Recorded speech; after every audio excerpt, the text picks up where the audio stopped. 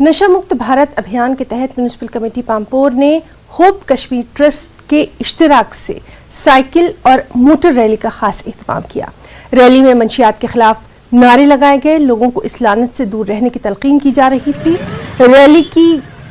ये रैली गली कूचों और सड़कों से निकाली गई और बच्चों का जोश व खरोश इसमें देखने लायक रहा।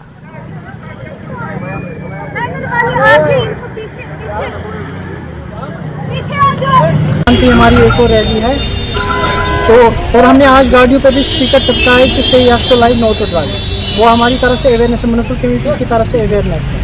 थैंक यू सो मच आप हमें मौका दिया यहाँ पे। देखिए हम ये बताएं कि आज जो यहाँ की यूथ है वो बहुत तबाह हो रही है इस चीज़ की वजह से, जो नशा है, जो ये ड्रग्स ले रहे हैं। तो गवर्नमेंट ऑफ इंडिया ने ये बहुत अच्छा किया है कि स्कीम निकाली और हम बहुत शुक्रगुजार है म्यूनिसिपल कमेटी पामपोर की, उन्होंने हमें मौका दिया यहाँ पे कोलैबोरेशन की। यहाँ पे काफ़ी पार्टिसिपेट्स अभी आगे आए हैं। हमारा यही मेन मोटिव है कि लालपुरा